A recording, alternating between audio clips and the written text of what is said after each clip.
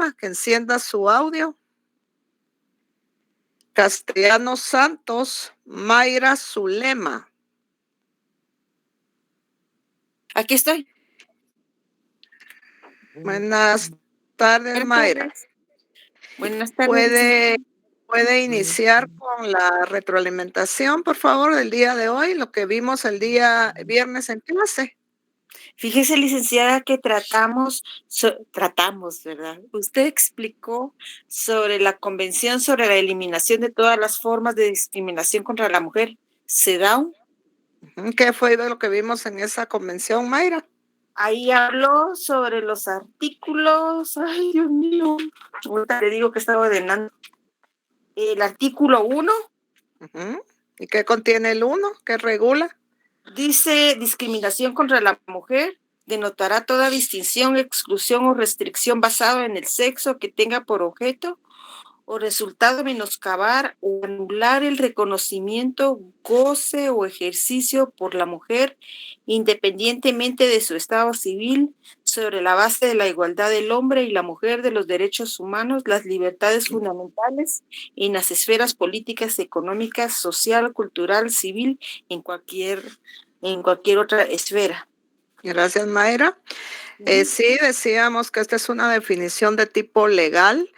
Y esto es importante, jóvenes, porque ya no le podemos dar una definición, a mi parecer, de lo que yo voy a entender por discriminación hacia las mujeres, sino aquí hay una definición. Aquí decíamos que está regulado estos verbos rectores: menoscabar, es una discriminación parcial, y anular es una discriminación de tipo total, y que estas pueden estar presentes tanto en la discriminación directa como indirecta. De acuerdo a lo que Mayra nos decía, aquí vemos los verbos rectores, no vemos el de preferencia, porque ya dijimos que esta es una convención específica de las mujeres. Entonces, aquí pues ya se sabe que cualquier preferencia que se haga en el marco de hombres y mujeres, pero vulnerando sus derechos humanos, aquí vemos que hay discriminación. Algo importante es que también leímos el artículo 1 de una convención, que es la Convención Internacional para la Eliminación de todas las formas de discriminación racial, en donde decíamos que está regulada la discriminación racial en el marco de dos componentes: el componente cultural y el componente biológico. Dijimos también que el concepto raza es un concepto que debemos entenderlo en el marco de esos aspectos subjetivos, todos esos estereotipos que hacen creer a una persona que es superior a otra por los aspectos biológicos de la otra persona. Por eso es que mucho lo biológico tiene que ver en la discriminación racial. Esto fue lo que vimos el día viernes. Para las personas que no han asistido, por favor, leen sus normativas, sus ejercicios de ubicación, porque si no van a tener complicaciones en su primer examen parcial. Gracias, Mayra, por su participación. Vamos a pedirle a Irma Araceli Tiucal que encienda su micrófono. Irma Araceli Tiucal. Le dicen a Irma Araceli que la llamé, recordándoles, jóvenes, que voy a hacer una valoración de quienes no contestan a la hora de evaluar las notas de los exámenes, porque yo tengo asignados 225 estudiantes en la sección F, ahorita tengo en sala solo 93, entonces es menos de la mitad de la sección. Entonces, voy a evaluar mucho si las personas a las que estoy llamando y no contestan. Si tienen un 29, pues ahí vamos a hacer la evaluación de lo que les dije al inicio del curso, ir bajando puntos, porque ahí estaríamos en una situación de desigualdad frente a los que sí asisten a clases, ¿verdad? Entonces, Edgar Rolando Zapeta Morales. Buenas tardes, licenciada. Buenas tardes, Edgar Rolando. ¿Qué más podría usted completar de lo que vimos el día viernes en clase? Pues básicamente que se realizaron ejercicios, ¿verdad? Se realizaron ejercicios, por ejemplo, relacionados con el tema de raza y etnia, ¿verdad? En donde se dio lectura a un documento y se tuvieron que establecer frases y fragmentos relacionados con raza y etnia, ¿verdad? Aparte de eso, también como una segunda parte de ese ejercicio, se realizó otro ejercicio en donde se vieron fotografías y se analizó la parte discriminativa a la que están expuestas las personas por su apariencia, ¿verdad? Entonces, eso fue lo que, en donde se tuvieron que dar los argumentos. Usted dio la oportunidad a algunos compañeros para que se pronunciaran al respecto. Muchas gracias, Edgar. Así es, hicimos este ejercicio de las imágenes de diversas personas precisamente para que veamos cómo muchas veces por esa apariencia física de las personas, que es el aspecto biológico del racismo, tiene mucho que ver en considerarnos superior a.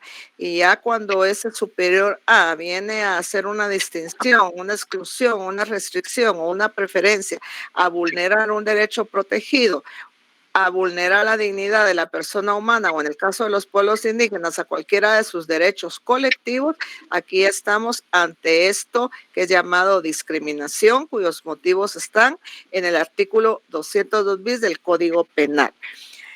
Para seguir con este tema, jóvenes, viendo a ver a qué nos están situando los tratados. Y a ver, Mirna Dulce, María, Joaquín Calderón, dígame. Yo solo quería agregar algo que ya se le olvidó a los compañeros, no solo el aspecto físico, sino que también en la lectura que usted hizo, se mencionaba que también se daba por el aspecto económico entre personas de una misma forma física, pero las diferencias económicas y sociales también hacían objeto de... Así es, Dulce, usted toca un aspecto muy importante porque fíjense que muchas veces restringimos o ubicamos a una persona por ese aspecto físico que es una persona inculta o que es una persona de bajos recursos, y muchas veces no es así. Hoy vamos a hacer un ejercicio donde se va a poder ver esa parte del aspecto económico, ¿verdad? Y de esa parte biológica de las personas, que muchas veces esos criterios en el marco de los prejuicios sociales lo que hacen es precisamente vulnerar derechos protegidos.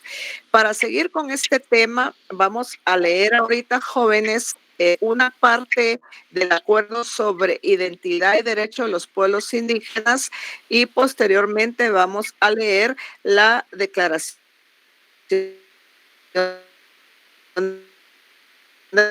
la parte de la declaración internacional sobre todas las formas de discriminación racial, para enfatizar algunos aspectos importantes, y luego pues vamos a hacer 2 ejercicios en clase para que a ustedes se les facilite poder determinar dónde hay o no discriminación, y que podamos ver dónde operan los verbos rectores, dónde hay vulneración a derechos humanos, dónde hay vulneración a la dignidad.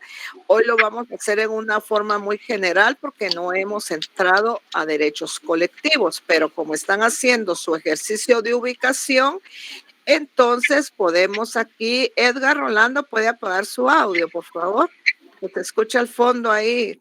Gracias, muy amable. Entonces vamos a hacer ahorita esta lectura. Vamos a leer en este momento el numeral 2, literal C, del Acuerdo sobre Identidad y Derecho de los Pueblos Indígenas. ¿Quién quiere leerlo? El numeral 2 es el que ya leímos sobre la lucha contra la discriminación. Ya leímos el literal A, el literal B. Entonces, ahorita vamos a leer el literal C. ¿Quién lo quiere leer? Yo lo leo, Lick. Yoli, Dice, instrumentos internacionales.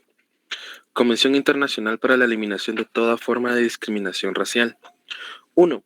El gobierno se compromete a promover ante el Congreso de la República un proyecto de ley que incorpore las disposiciones de la Convención al Código Penal. 2. Siendo Guatemala parte de la Convención, se compromete a agotar los trámites tendientes al reconocimiento del Comité para la Eliminación de la Discriminación Racial, tal como lo establece el artículo 14 de dicha Convención. Convenio sobre Pueblos Indígenas y Tribales, 1989. 3. El gobierno ha sometido al Congreso de la República para su aprobación el convenio 169 de la Organización Internacional del Trabajo y, por lo tanto, impulsará su aprobación por el mismo. Las partes instan a los partidos políticos a que agilicen la aprobación del convenio.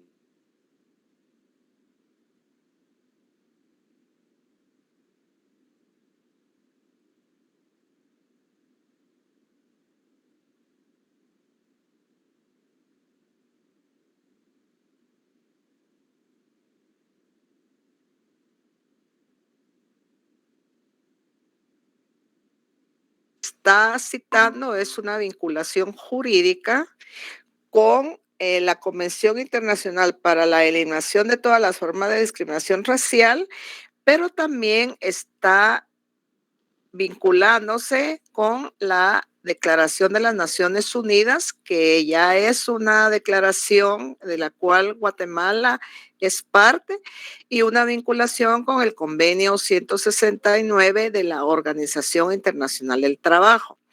Si bien este convenio lo vamos a ver al finalizar el curso, es importante destacar que el convenio 169 lo que viene a dar como parámetro es la participación y la consulta de los pueblos indígenas como dos piedras angulares. ¿Para qué la participación y la consulta? Pues precisamente para erradicar cualquier forma de discriminación por cualquiera de los motivos que están en el 202 bis del Código Penal, pero también en el principio general de no discriminación y la discriminación racial. Aquí vemos que la Convención Internacional ya tenemos un avance porque en el 202 bis del Código Penal ya dijimos que el motivo raza, que debe de ser entendido como un concepto en el marco del cual se hace una distinción por las diferencias físicas de una persona y que muchas veces van a ostentar superioridad entre las diversas personas, lo cual no debe de ser. Esto ya está incorporado en el 202 bis del Código Penal. Entonces podemos decir que el 202 bis sí tiene regulada la discriminación racial, es decir, por motivos de esas diferencias físicas de las personas. En cuanto a esta parte del comité, vamos a leer más adelante en la propia convención qué es el comité y cómo es que se encuentra regulado en esta convención. También podemos mencionar que en el numeral 4 de este literal, pues claramente se promueve al proyecto de declaración. ¿Cuál declaración?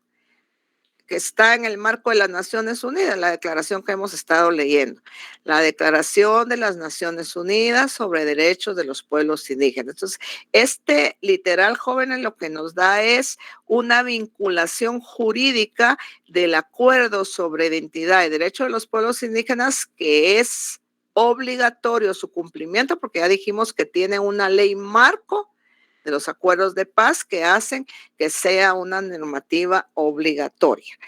Vamos a leer en este momento, siempre del acuerdo sobre identidad y derecho de los pueblos indígenas, nos vamos a ubicar en el numeral 4. El numeral 4 es donde aparecen los derechos civiles, políticos, sociales y económicos. Pero vamos a irnos a donde está el literal F, que es donde están los derechos relativos a la tierra de los pueblos indígenas, y vamos a leer específicamente el numeral 7. ¿Quién lo quiere leer?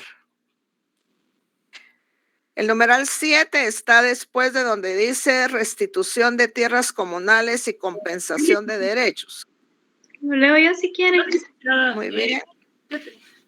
Reconociendo la situación de particular vulnerabilidad de las comunidades indígenas que han sido históricamente las víctimas de despojo de tierras, el gobierno se compromete a instruir procedimientos para solucionar las reivindicaciones de tierras comunales formuladas por las comunidades y para restituir o compensar dichas tierras.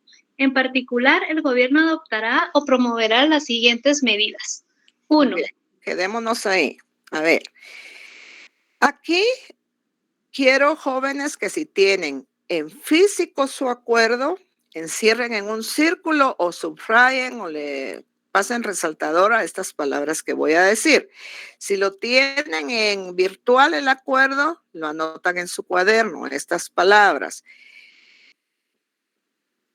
que acaba de leer Ana, y son reivindicar, repito, reivindicar, restituir, compensar. Más adelante voy a explicar por qué estamos extrayendo estas palabras. Reivindicar, restituir o compensar. Esto, jóvenes, lo vamos a leer todo el acuerdo, es decir, el acuerdo sí lo vamos a leer completamente en el curso. De hecho, este numeral lo vamos a volver a leer, pero cuando ya entremos al derecho colectivo de tierra de los pueblos indígenas. Pero ahorita me interesa que podamos extraer estas palabras porque tienen relación con lo que el derecho que tiene una persona que ha sido vulnerada en sus derechos humanos, sino digamos una persona que ha sido víctima de discriminación en cualquiera de los motivos, sino digamos la discriminación racial. Vamos a leer en este momento la Declaración de las Naciones Unidas sobre Derechos de los Pueblos Indígenas. Ahorita les voy a decir el artículo.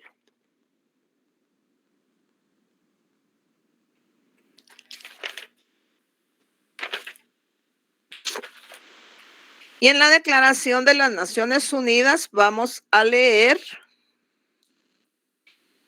el artículo 10, el 11, numeral 2. ¿Quién nos quiere leer? 10 y 11, numeral 2. Correcto. Ok, artículo 10. Los pueblos indígenas no serán desplazados por la fuerza de sus tierras o territorios. No se procederá a ningún traslado sin el consentimiento libre, previo e informado de los pueblos indígenas interesados, ni sin acuerdo previo sobre una indemnización justa y equitativa, y, siempre que sea posible, la opción de regreso. Artículo 11, numeral 2, ¿verdad? Sí. Los estados proporcionarán, reparación por medio de mecanismos eficaces que podrán incluir la restitución, estableciendo conjuntamente con los pueblos indígenas respecto de los bienes culturales, interculturales, religiosos y espirituales que hayan sido privados sin su consentimiento libre, previo e informado, o violación de sus leyes, tradiciones y costumbres. Muy bien. Aquí en el artículo 10, jóvenes, que lo vamos a volver a leer otra vez, que si les vuelvo a decir, quizás alguien me diga si ya lo leímos, no, lo vamos a volver a leer porque aquí vemos algunas cuestiones que van relacionadas con el etnocidio y la desaparición forzada, entre otras cosas. Entonces, aquí lo que vemos es, fíjense bien, dos cosas importantes. Primero que nada, encontramos otra palabra similar a las anteriores que es indemnización. Apunten ahí o subráyenlo. Indemnización. Pero también vemos algo importante que es que los pueblos, antes de que el Estado pueda tomar alguna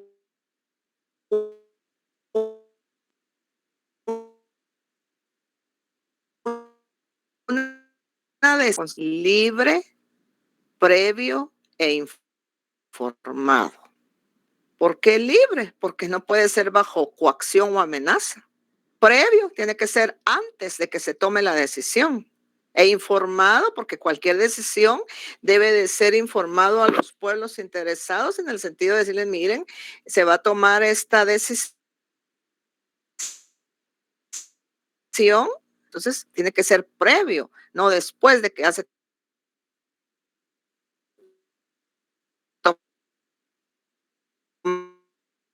hoy se tiene como una garantía para eliminar cualquier situación de discriminación y racismo hacia los pueblos indígenas. Entonces, ¿cómo tiene que ser el consentimiento de los pueblos? Previo, libre e informado. Y aquí, jóvenes, recordemos que las mujeres indígenas también tienen ese derecho a su consentimiento. Cualquier situación que a ellas les afecte, ellas tienen que dar ese consentimiento libre, previo e informado.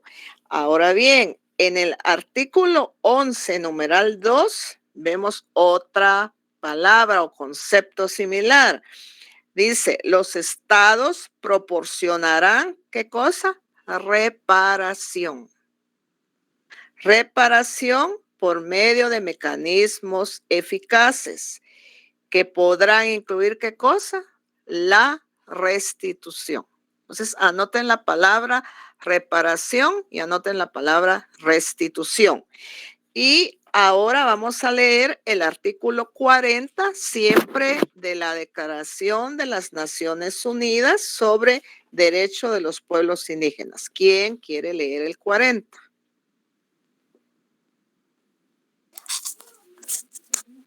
Lo leeré yo, Lick. Muy bien. Artículo 40. Los pueblos indígenas tienen derecho a procedimientos equitativos y justos para el arreglo de conflictos y controversias con los estados u otras partes, y a una pronta decisión sobre esas controversias, así como a una reparación efectiva de toda lesión de sus derechos individuales y colectivos. En esas decisiones se tendrán debidamente en consideración las costumbres, las tradiciones, las normas y los sistemas jurídicos de los pueblos indígenas interesados y las normas internacionales de derechos humanos. Muy bien. Este artículo también lo vamos a leer otra vez más adelante cuando entremos a ciertos temas del curso. Pero aquí me interesa que subrayen o que anoten en su cuaderno esta parte que dice reparación efectiva de toda lesión de sus derechos individuales o colectivos. Es decir, que una persona que ha sido vulnerada en sus derechos humanos, en el caso de los pueblos indígenas, que pueda ser un derecho individual de tipo civil, político, económico, social o cultural, pero también un derecho colectivo, le asiste a esta persona una reparación efectiva. Porque obviamente se lesionó no solo la dignidad de la persona humana y también puede ser la dignidad de un pueblo como tal, sino también algunos derechos específicos. Entonces, recordemos que la discriminación, el objetivo de la discriminación, ¿cuál va a ser precisamente? Vulnerar derechos universalmente reconocidos, vulnerar la dignidad de la persona humana. Y a toda persona que es víctima de alguna forma de estas violaciones, en el caso de la discriminación, ya dijimos que es un delito, le asiste una reparación efectiva. Entonces, anoten ahí en el cuaderno, reparación efectiva de toda lesión de sus derechos individuales o colectivos. Y veamos qué nos dice el acuerdo sobre identidad y derecho de los pueblos indígenas, y para ello vamos a regresar al numeral cuarto.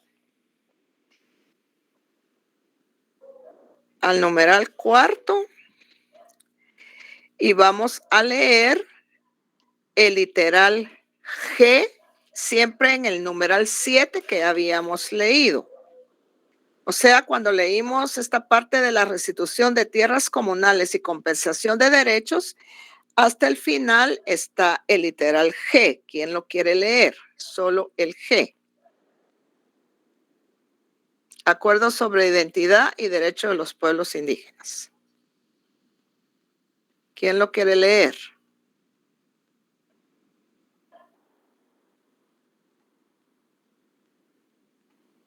O sea, regresan, estamos ahorita con el acuerdo sobre identidad y derecho de los pueblos indígenas, regresan siempre al numeral 4 romanos, donde está derechos civiles, políticos, sociales y económicos. Y van a ubicar donde está el literal F, que dice derechos relativos a la tierra de los pueblos indígenas. Y aquí ya leímos el numeral 7, que es donde está la restitución de tierras comunales y compensación de derechos. Entonces, ahorita bajemos al literal G. ¿Quién lo quiere leer? Clic donde dice comisiones para y ¿qué? No, hasta el final. Hasta el final. Bueno, lo voy a leer yo. Está antes de eso que usted iba a leer de comisiones paritarias, pero lo voy a leer yo mejor para que avancemos. Dice, literal G. Eliminar cualquier forma de discriminación de hecho o legal contra la mujer en cuanto a facilitar el acceso a la tierra, a la vivienda, a créditos y a participar en los proyectos de desarrollo, que era lo que hablábamos anteriormente. Las mujeres también tienen que dar su consentimiento libre, previo e informado. También tienen que ser consultadas y también tienen que participar en los proyectos de desarrollo de su comunidad. Y algo importante es que aquí vemos la obligación del Estado de eliminar cualquier forma de discriminación de hecho. Recordemos que la discriminación de hecho es el resultado de todas las formas anteriores que vimos, directa, indirecta, ya sea total o parcial. La legal es cuando se aparece la discriminación en una norma jurídica. Y aquí vemos algo importante que dice facilitar el acceso de las mujeres a qué cosa? A la tierra, a la vivienda, a créditos y participar en los proyectos de desarrollo de su comunidad. Era lo que analizábamos en las clases anteriores. La mayoría de mujeres jóvenes no es sujeta de crédito en una comunidad, porque no se le considera una persona idónea para poder acceder a un crédito. No son sujetas de derechos a tierras. De hecho, las mujeres en el área rural no heredan, no se les hereda, no son poseedoras de tierra. ¿Por qué? Porque quienes heredan y quienes poseen son los hijos varones.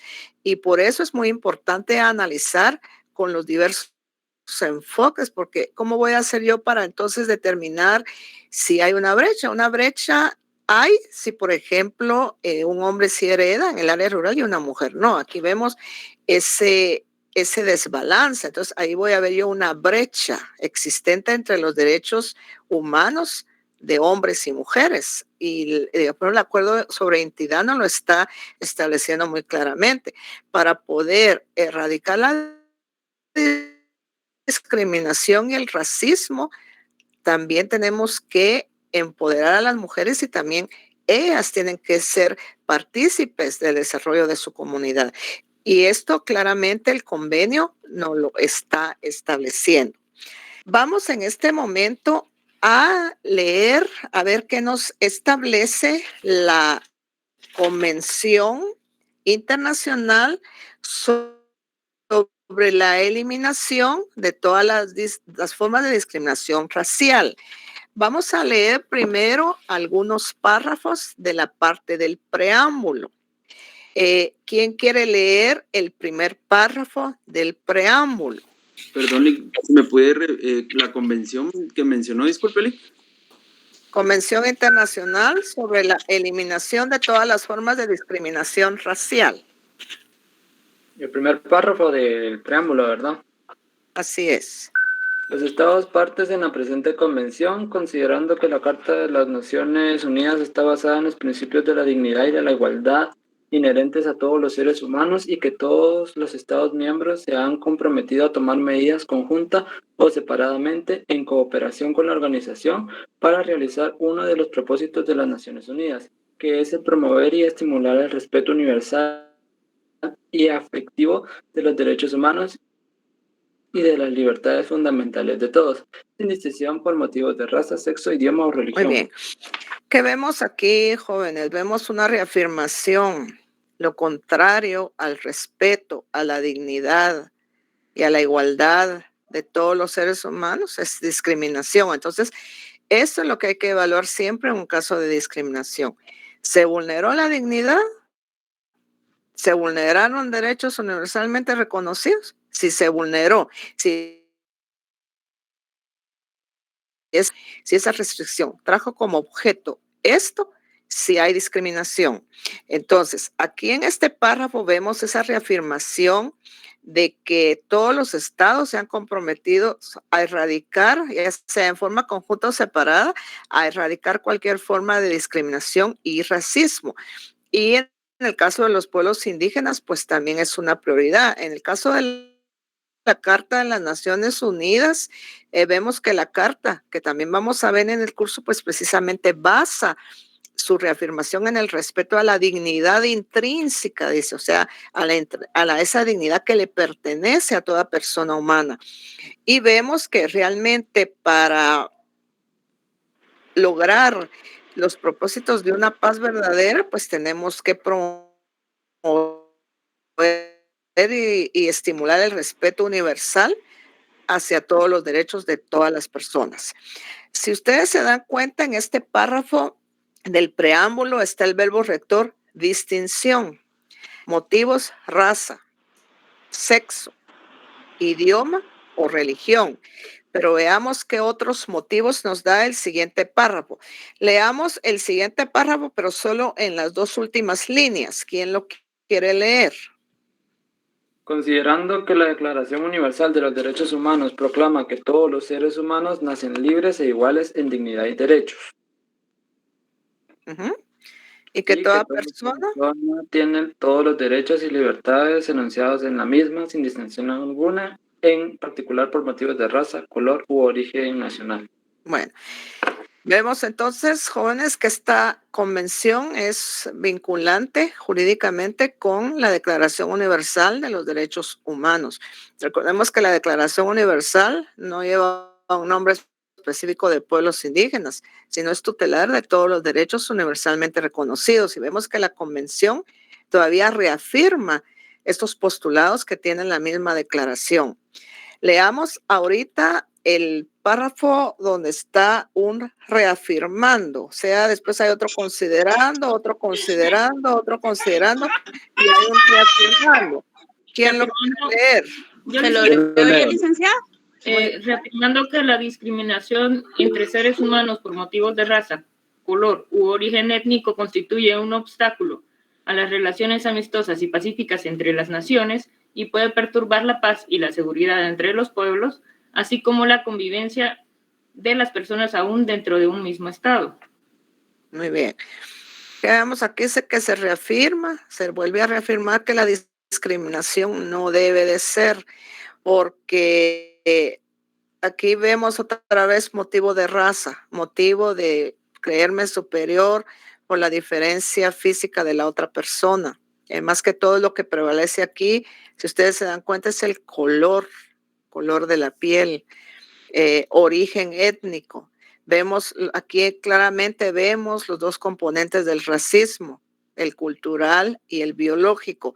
Y vemos que realmente el no respetar los derechos humanos, sino contribuir a las discriminaciones, va a ser muy delicado porque esto puede contribuir a que no vivamos en forma armoniosa. Por eso es que yo les decía, la paz, jóvenes, no solo es la ausencia del conflicto, ausencia de guerra. La paz involucra también que todas las personas gocen, ejerciten sus derechos humanos que les asisten. En el caso de los pueblos indígenas, ya dijimos, los derechos individuales, que pueden ser los políticos, los civiles, pero también los derechos económicos, sociales, culturales y sus derechos colectivos, que ya dentro de poco vamos a empezar a hablar.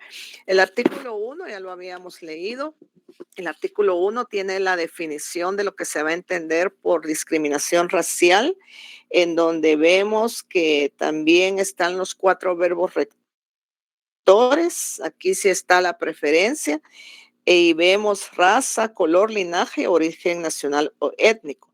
Vemos aquí los 2 componentes del racismo, el componente biológico, raza, o sea, por esa diferencia de piel, del cabello quizás, y el origen cultural, vemos también el componente cultural, perdón, el color, el linaje o origen nacional. Vamos a leer ahorita lo que nos establece el artículo número 4 de la convención. Solo en la primera parte no vamos a leer el literal A, B y C. ¿Quién quiere leer el artículo 4? Yo, licenciada. Muy bien. Artículo 4. Los estados partes condenan toda la propaganda y todas las organizaciones que se inspiren en ideas o teorías basadas en la superioridad de una raza o de un grupo de personas de un determinado color u origen étnico, o que pretenda justificarse o promover el odio racial y la discriminación racial, cualquiera que sea su forma, y se compromete a tomar medidas inmediatas y positivas destinadas a eliminar toda incitación a tal discriminación o actos de discriminación. Y con este fin, teniendo debidamente en cuenta los principios incorporados en la Declaración Universal de los Derechos Humanos, así como los derechos expresamente enunciados en el artículo 5 de la presente convención, tomarán, entre otras, las siguientes medidas. Aquí vemos, jóvenes, una condena. ¿Quién está condenando aquí toda propaganda, todas las formas que inspiren ideas de superioridad? ¿Quién está condenando? Los estados. Y en este caso, Guatemala condena. ¿Sí? Entonces ya es un compromiso serio. Se está condenando, quiere decir que no es parte de esa discriminación. Y vemos aquí que claramente, fíjense bien, dice, inspiren ideas o teorías basadas en la superioridad de una raza o de un grupo de personas de un determinado color u origen étnico. Esta es la raíz del racismo, jóvenes. Precisamente ese valor subjetivo, ese prejuicio, esa teoría que equívocamente dice que hay superioridad de una persona con otra. Aquí dice de una raza o de un grupo de personas. Recordemos que raza es un concepto que tenemos que ubicarlo en esa diferencia física de las personas. Y vemos aquí también o de un grupo de personas por un determinado color u origen étnico. Entonces, aquí claramente vemos que este concepto de creerme superior basado en una teoría equívoca es lo que ahora se condena y es a lo que debe de cambiarse. Por ejemplo, cambio de mentalidades, rompimiento de esos estereotipos, pero también aquí recordemos que entran las mujeres indígenas. Poder cambiar esa mentalidad de que aunque una mujer pertenezca a una comunidad, todos esos roles equívocos, por ejemplo, de que una niña no vaya a estudiar, jóvenes, eso debe de ser cambiado, porque a medida que una niña no estudie, el día de mañana va a ser una mujer menos empoderada y entonces esta mujer menos empoderada no va a poder gozar de sus derechos que le asisten. Entonces aquí vemos claramente una discriminación, el resultado precisamente de un rol equívoco que lo que va a traer como consecuencia son violaciones a derechos humanos. En el artículo número 5 que vemos, no lo vamos a leer, pero aquí vemos algunos derechos protegidos. La convención está situando algunos derechos protegidos, que son los mismos derechos jóvenes que está regulando el Pacto Internacional de Derechos Civiles y Políticos y el Pacto Internacional de Derechos Económicos, Sociales y Culturales. Entonces, el artículo 5, sí necesito que hagan ejercicio de ubicación con ese ejercicio que han venido haciendo de los pactos con la Declaración Universal. Aquí hago un paréntesis. Los pactos y la Declaración Universal vienen completos en el examen. Yo no les voy a preguntar definiciones, pero sí voy a evaluar manejo de ley, voy a evaluar integración y ubicación normativa. Entonces, es importante que hagan este ejercicio porque se les va a facilitar. Ahorita van a tener la facilidad que en lo virtual pueden tener sus leyes a la mano, pueden tener sus apuntes a la mano. Entonces, es muy importante que hagan sus ejercicios. Entonces, el artículo número 5, hagan ejercicio de ubicación. Por ejemplo, aquí está, fíjense bien, algo muy importante, dice, el derecho a circular libremente y a elegir su residencia en el territorio de un estado. El derecho a salir de cualquier país. El derecho a una nacionalidad, el derecho a heredar, imagínense, el derecho a heredar, no importando sea mujer o no sea, o sea hombre.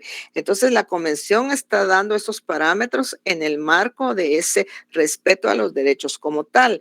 El derecho al trabajo, a la libre elección del trabajo, el derecho a fundar sindicatos, el derecho a vivienda. Entonces, aquí vemos una relación jurídica con los dos pactos internacionales y con la Declaración Universal. Leamos, por favor, el artículo número 8 y vamos a leer solo el primer párrafo, o sea, el numeral 1. No vamos a leer los otros numerales, solo me interesa que leamos el... Muy bien. Se constituirá un comité para la eliminación de la discriminación racial, denominado en adelante el comité, compuesto de 18 expertos de gran prestigio moral y reconocida imparcialidad, elegidos por los estados partes entre sus nacionales, las cuales ejercerán sus funciones a título personal. En la constitución del comité se tendrá en cuenta una distribución geográfica equitativa y la representación de las diferentes formas de civilización, así como los principales sistemas jurídicos. Muchas gracias, Laura. A ver, aquí está regulado un comité.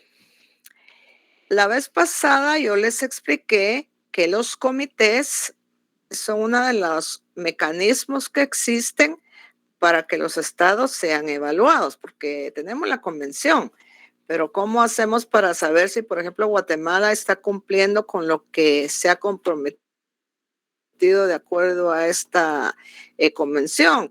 Y aquí recordemos, jóvenes, que hay vinculación jurídica, acuerdo sobre identidad, Declaración de las Naciones Unidas, Declaración Americana, pactos, más lo que está sumado a nivel nacional que ya ha sido emanado por los compromisos, porque aquí la convención también está instando a medidas de carácter legislativo.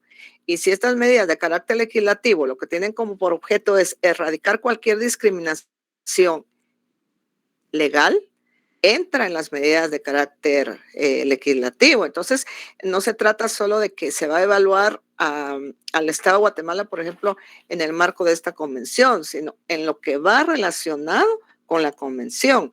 Y siendo que guarda relación jurídica con todos esos instrumentos internacionales, el Estado es evaluado. Entonces, el comité, decíamos que es un mecanismo de tipo convencional. Recuérdense que yo les dije que hay dos clases de mecanismos, convencionales y extraconvencionales. Convencionales, ¿por qué? Porque están regulados en la misma convención.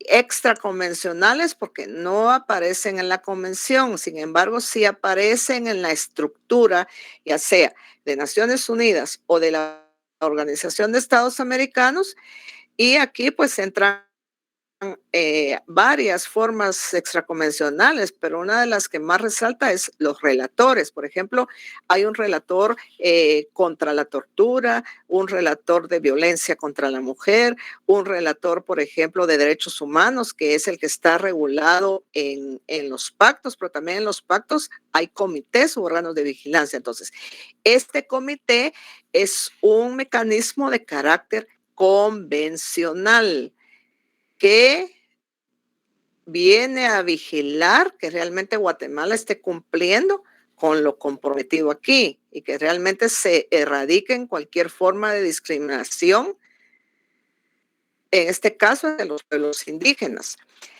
Y algo importante, jóvenes, ¿cómo hace el comité para evaluar a Guatemala? Lo hace por medio de informes. Entonces, del artículo 8 en adelante, lo que vemos es la competencia del comité, cómo se reúne, cuáles son sus funciones. A ver, Laura, tiene la palabra. Sí, estos informes se deben rendir, según estaba leyendo, anualmente, ¿verdad, licenciada? Sí, algunos, Laura, se rinden anualmente. Por ejemplo, en el caso de la CEDAW, que también tiene un comité que es llamado Comité de la CEDAW, aquí a veces Guatemala se evalúa cada 4 años, dependiendo cómo esté la situación, ¿verdad? Pero si hay cuestiones emergentes es cuando ya los relatores visitan el país, pero por lo regular puede ser cada 2 años, dependiendo cómo esté la magnitud del problema o cómo se esté percibiendo el cumplimiento de determinado tratado internacional. Ahora bien, dijimos que toda víctima, jóvenes de discriminación o vulneración a los derechos humanos tienen derecho a que se les restituya el daño causado. Vimos ahorita ubicación de varias palabras: restitución, compensación, indemnización. Vimos varias. En los pactos aparecen algunas otras formas de cómo a una persona se le puede restituir un daño causado. Esto en nuestro ordenamiento jurídico ya tiene un nombre específico y se le llama reparación digna. Reparación porque se trata de reparar el daño causado por una violación a los derechos, en este caso, si hay un caso de discriminación.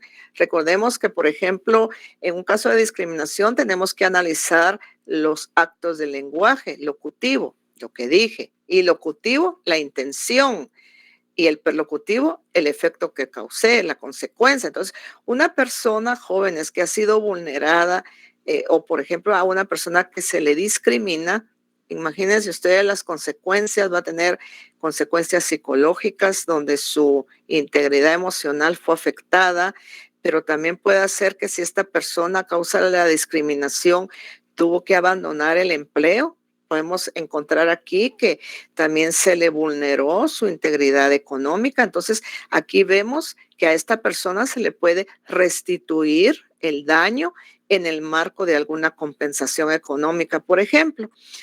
En el caso de Guatemala ya encontramos, por ejemplo, en el Código Penal algunas formas de reparación digna a partir del artículo 120, 122, 123, 124. Pero en el Código Procesal Penal es donde aparece por primera vez ya con el nombre específico de reparación digna. Y en lo que comprende una reparación, 124 del Código Procesal Penal. Y pues lleva estos nombres que vimos ahorita, que ubicamos: restitución, compensación, indemnización, que no es la indemnización que ustedes van a conocer cuando lleven ya derecho procesal laboral, que ese es un derecho que tenemos las personas cuando somos despedidas en forma injustificada. Entonces, tenemos derecho a una indemnización universal. Este tipo de indemnización es precisamente una compensación económica que se le da a una persona cuando ha sido vulnerada en un derecho universalmente reconocido.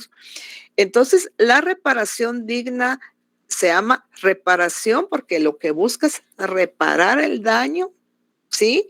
Y la idea es repararlo mínimamente a la situación en que se encontraba el derecho antes de que hubiera sido violado. ¿Y por qué creen ustedes que se llama digna? A ver, ¿quién me dice por qué creen que se llama reparación digna? ¿Qué tendrá que ver esta palabra? A ver, César David García. Creo que reparación digna es porque vulneran los derechos que tiene uno como ser humano y afectan la dignidad y manchan su nombre. Correcto, César, muy buena respuesta. Así es, jóvenes. Se llama reparación digna porque lo que trata la reparación digna es reparar ese daño causado a la vulneración de esa dignidad. Recordemos que la dignidad, ¿qué es la dignidad? Es un valor y es un valor supremo en derechos humanos. Recordemos que en el caso de los pueblos indígenas, la dignidad la tenemos que entender en dos vías. Dignidad de la persona como persona individual que pertenece a un pueblo, pero también esa dignidad y ese respeto que tiene un pueblo como tal. Recordemos lo que dice la Declaración de las Naciones Unidas, derecho a ser iguales, pero también a ser diferentes, a ese respeto a sus costumbres, a sus tradiciones. Entonces, la reparación digna es eso, reparar el daño causado mínimamente a cómo este derecho se encontraba antes que la violación hubiese ocurrido. Y digna es porque realmente lo que trata de reparar es esa violación a esa dignidad, a ese respeto que yo como persona me merezco por el hecho de ser persona.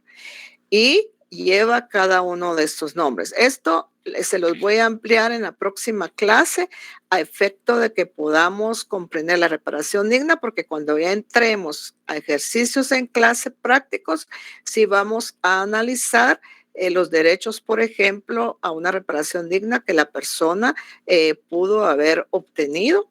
Y algo importante, jóvenes, la reparación digna no tiene como finalidad, ni tiene que tener como finalidad un enriquecimiento ilícito. Es decir, todo tiene que ser en proporción al daño causado. En el caso de nuestra legislación ya hay leyes que llevan algunas formas de reparación digna. Por ejemplo, el Código Penal. Más adelante vamos a ver la ley de femicidio, que también lleva una forma de reparación digna, pero no tiene que ostentar un enriquecimiento ilícito. Y algo muy importante aquí es que la reparación digna sí hay que analizarla en el marco de su finalidad y en el marco de su objetivo, porque muchas veces es de preguntarse, ¿será que esta persona realmente obtuvo una reparación digna? Por ejemplo, yo siempre menciono cuando una niña de 3, 4, 5 años es violada, ¿creen ustedes que se puede otorgar una reparación digna y que esta niña pueda llegar a tener sus derechos como realmente los tenía antes de que fuera vulnerada? Hay que preguntarse si sí o si no. Por ejemplo, en el marco del conflicto armado interno surge una modalidad de reparación digna que se llama garantías de no repetición, que es precisamente que todos los hechos suscitados en el marco del conflicto armado interno no se vuelvan a suscitar. Sin embargo, preguntémonos, yo ya les dije, el conflicto armado interno se dio con los acuerdos de paz y se piensa equivocamente que ahí obtuvimos una paz verdadera, pero la paz, para que realmente sea paz como un derecho humano, que todas las personas tenemos derecho, tienen que confluir sus dos ámbitos, el ámbito de nivel activo y el ámbito de nivel pasivo. Es decir, que todas las personas realmente gocen de esos derechos humanos. Vamos a pasar, esto lo vamos a ampliar más en la próxima clase para que ustedes puedan tener más herramientas a la hora de defender sus casos en clase. Vamos ahorita a hacer 2 análisis de caso en el tiempo que nos queda de clase, porque hoy pues terminamos un poquito antes para que ustedes puedan conectarse a su otro con el otro docente que tienen. Entonces, vamos a hacer ahorita 2 ejercicios en base a 2 casos. Yo les voy a leer el caso y ustedes van a indicarme, lo que a mí me interesa es que ustedes puedan ubicar si creen o no que hay discriminación, qué clases de discriminación creen que se da, directa, indirecta, ya sea en forma parcial o total, de hecho, si se da la de hecho, y que me digan qué derechos creen ustedes que se vulneraron. Pero no nos vamos a ubicar mucho en los derechos colectivos porque no los hemos visto todavía. Ahorita solo hemos visto libre determinación, sino que como ustedes han hecho su ejercicio de ubicación, sí podemos determinar qué derechos civiles, políticos, económicos, sociales o culturales se le vulneraron a la persona. Y si ustedes consideran que se vulneró la dignidad de la persona humana y que podamos analizar los actos de lenguaje locutivo, ilocutivo y perlocutivo. Entonces, voy a leerles los 2 casos. Vamos a tener en cada caso 1 minuto para que ustedes puedan resolverlo. Y luego vamos a tener participación de 3 personas para que den su opinión. Vamos a aclarar cada uno de los casos y luego pues terminaríamos la clase para la siguiente sesión del día viernes. Entonces voy con el primer caso, el cual está resumido con los elementos más importantes y enfatiza lo siguiente.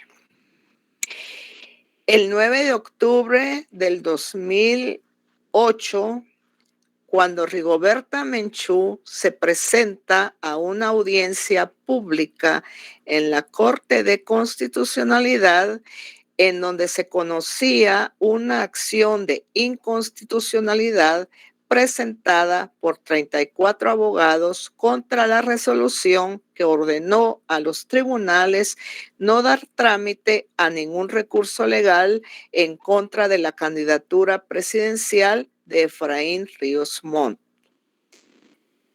El nieto de Efraín Ríos Montt, Juan Carlos Ríos, la diputada del Parlamento Centroamericano por el Frente Republicano Guatemalteco, Cristina López, y la exlegisladora del Parlamento, Emma Samayoa, y Vilma Orellana,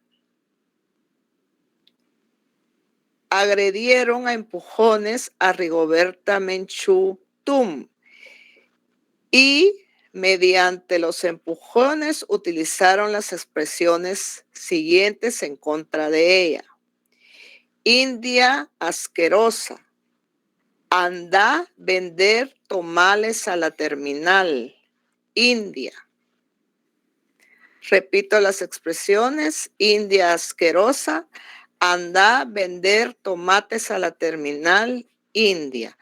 Tienen 1 minuto para dar su parecer sobre el presente caso. Luego damos participación a 3 personas y seguimos con el siguiente ejercicio.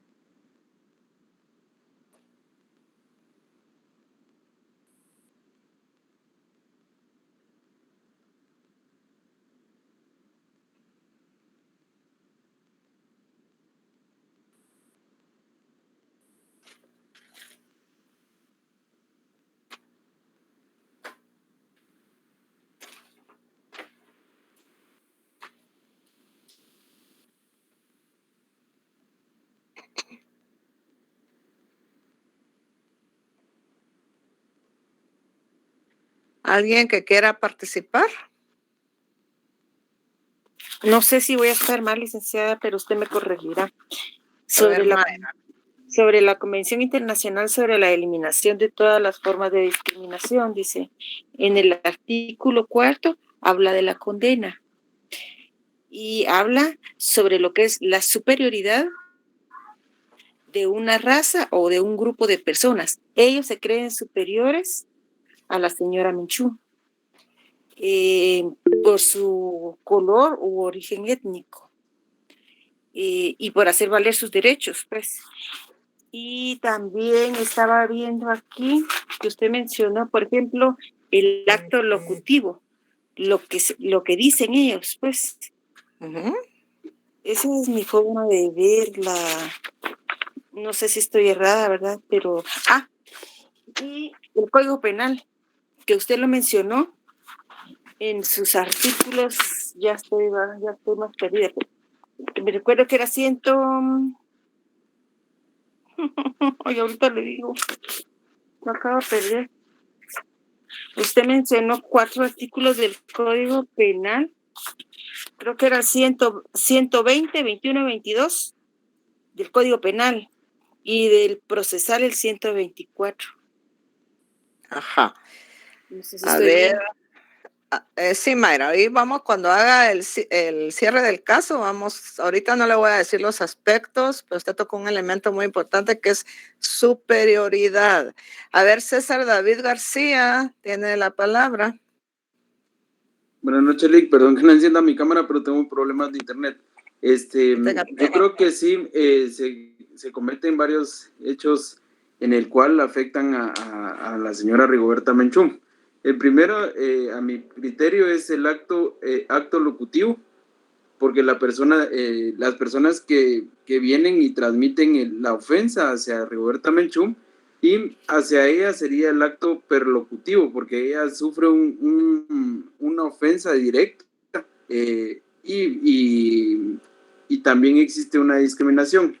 Abonado a eso, licenciada, también creo que existe me apego al artículo 4 de la libertad de igualdad de género, ¿verdad, licenciada? Entonces, y también le violaron un derecho de la libre locomoción. Es la Corte de Constitucionalidad, creo que nadie tiene vedado ese derecho al ingreso y por ende también afectaron en ese sentido su participación de poder entrar a una audiencia que normalmente son vistas públicas, ¿verdad, Lick? Muy bien, César. A ver, Dulce María Joaquín Calderón levantó la mano. Okay, sí, yo contestando directamente la pregunta que hizo, si hay discriminación, es discriminante, podría decirlo yo, porque con el acto locutivo que tuvieron contra ella, pues se denota ese superioridad la otra persona por el hecho de su raza y automáticamente están asumiendo que por su raza, mejor dicho, por sus orígenes, es una persona que no debería de estar ahí, sino que debería estar en un mercado vendiendo, ¿no? Entonces... A ver, ahorita le doy la palabra a David. A ver, me interesa mucho, pues no se nos va a ir esta parte que acaba de decir su compañera. Fíjense bien. Ella menciona que por su apariencia física, Rigoberta Menchú debería de estar, ¿qué? En un mercado vendiendo tomates. Entonces, aquí, ¿qué es lo que vemos, jóvenes? Claramente vemos el verbo restricción. Ver al verbo restringir. ¿Por qué? Porque de acuerdo al diccionario de la Real Academia Española, fíjense bien qué significa restricción. Significa ceñir, circunscribir o reducir a menores límites la capacidad de una persona. Y esto que tiene que ver con el caso de Rigoberta Menchú, tiene que ver el verbo rector, restringir. Se le está restringiendo a Rigoberta Menchú el que ella no puede estar en una corte, ¿sí? Porque por su apariencia y en base a ese prejuicio social, ella debe estar en un mercado. Porque equívocamente se piensa que todas las mujeres indígenas o son sirvientas o son vendedoras de mercado. Esos valores subjetivos equívocos se les circunscribe. Por ejemplo, en el caso de Primark, que hicimos ya el ejercicio, aquí también opera este verbo restringir, porque se le está restringiendo a la persona a un límite equívoco, sirvienta. ¿Por qué? Porque portaba un traje indígena. Y también aquí, fíjense que recordemos que Rigoberta Menchú, aparte de ser una premio Nobel de la Paz, pues era una persona humana como lo somos todos nosotros, y como lo dijo anteriormente el compañero, a la Corte de Constitucionalidad yo puedo ingresar y la audiencia era pública. Es decir, ella no ingresó a la Corte como abogada de alguna de las personas, porque hay también limitaciones en donde si yo no soy parte en un juicio, pues no puedo ingresar. Pero en este caso era una audiencia pública. Pero aquí analicemos muy bien el elemento que se dio en el acto del lenguaje. Aquí operaron los tres actos, no solo el perlocutivo, porque recordamos que en el lenguaje van vinculados los tres. Lo que digo, cómo lo digo, cuál fue mi intención de decir eso y la consecuencia que causé. ¿Qué dije? Fíjense bien. India apestosa. Anda a vender tomates a la terminal.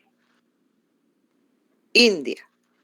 Aquí, ¿cuál fue la intención de estas personas? Pues restringir, limitar el acceso de Rigoberta Menchú a una audiencia pública. Hubo claramente una preferencia. ¿Y dónde se da la preferencia? En lo que dijo la compañera al inicio, la que habló de primero, la compañera que habló de primero de ustedes, que dijo superioridad. Las personas que se lo dijeron se creyeron superiores. ¿Por qué? ¿Qué fue lo que más permeó en este caso? ¿Qué fue lo que hizo que os lo dijeran? La intención no solo fue bromear con ella. ¿Y cuál fue el efecto perlocutivo que creen ustedes que causó en Rigoberta Menchú?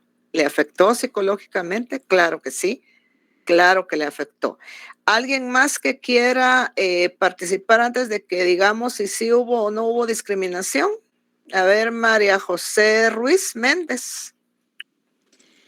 Buenas tardes, licenciada. Yo creo que ahí también hubo un trato diferente. Y recordemos que el trato diferente se convierte en discriminación cuando excluimos a personas impidiendo que ejerzcan un derecho, el cual estaba apta ella para estar ahí, ¿verdad? Gracias. Correcto. Usted tocó un aspecto muy importante, claramente. Aquí vemos que la discriminación siempre es un trato diferente, es decir, un trato desigual a otra persona. Y aquí es donde vemos que en el delito de discriminación, jóvenes, ¿quién es el sujeto activo? Cualquier persona. Recordemos que en penal, sujeto activo es quien ejecuta la acción, sujeto pasivo quien la recibe. En derechos humanos, el sujeto activo es el titular de ese derecho, yo como persona humana. Sujeto pasivo, el Estado, el que debe de garantizarme, ¿sí? Pero en penal es sujeto activo quien ejecuta la acción, sujeto pasivo quien la recibe. ¿Quién puede ser sujeto activo en discriminación? Cualquier persona. Y sujeto pasivo, cualquiera también. Entonces, aquí claramente vemos, de acuerdo a lo que María José dice, claramente vemos que discriminación es la acción, es el efecto de tratar a una persona en forma desigual. ¿Y cuál va a ser mi objetivo? Vulnerarle un derecho protegido, vulnerarle su dignidad como persona. Vamos a irnos rápido con el siguiente ejercicio para que podamos tener claridad en otro caso. El siguiente caso, igualmente necesito que veamos lo mismo que vimos con el caso de Rigoberta Menchú. El caso dice así. En el año 2006, Pedro Solís es requerido por una familiar para donar sangre. El día que Pedro Solís se presenta al Hospital Roosevelt de Guatemala, le es entregado un normativo y un formulario para poder proceder a la extracción.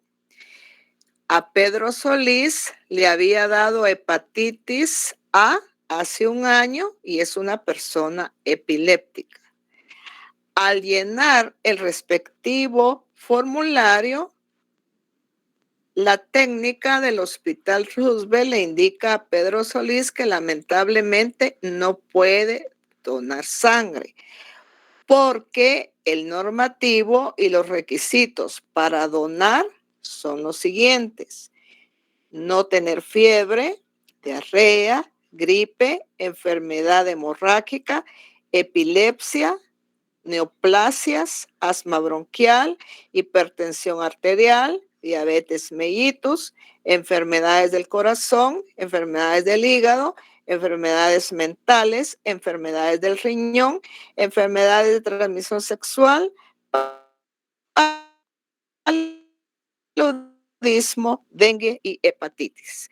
Pedro Solís se indigna, acude a la Procuraduría de los Derechos Humanos a presentar una denuncia argumentando que fue discriminado y manifiesta que si le pasa algo a su pariente por no donar la sangre, él tomará represalias en contra de la institución. Tienen un minuto, jóvenes, para poder dar su opinión. ¿Hay discriminación en este caso o no hay? ¿Qué piensan? ¿Se vulneró algún derecho protegido de Pedro Solís? Licenciada, en ese caso no hay discriminación, porque de hecho son requisitos para poder donar sangre. Y si le hubieran extraído sangre y se la hubieran transfundido a otra persona, realmente lo que hubieran hecho es poner en riesgo a otra persona porque la sangre no es la adecuada para poder hacer una transfusión. Entonces no se le está discriminando, solo se le está diciendo de que no puede venir y donar sangre. Mirna, vamos a ver qué nos dice María José Ruiz y Jorge Catalán. Licenciada, yo creo que como dice la compañera, no hubo ningún tipo de discriminación, pues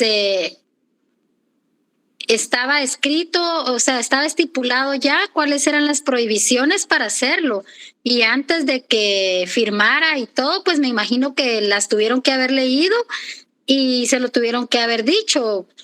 O sea, no obstante, sí hubiera sido un delito dejar que esta persona donara sangre y ponérsela a la otra persona sabiendo que le iban a hacer un daño mayor al que ya tenía. Entonces, para mí no hubo ningún tipo de discriminación. Gracias. Muy bien. A ver, Jorge Catalán. Concuerdo con la opinión de las compañeras, ¿verdad? Que no hay ningún tipo de discriminación, porque no es una discapacidad que esta persona tenga hepatitis, ¿verdad? Y como el artículo 202 dice que únicamente por motivos de raza, etnia, y bueno, pero también dice enfermedad.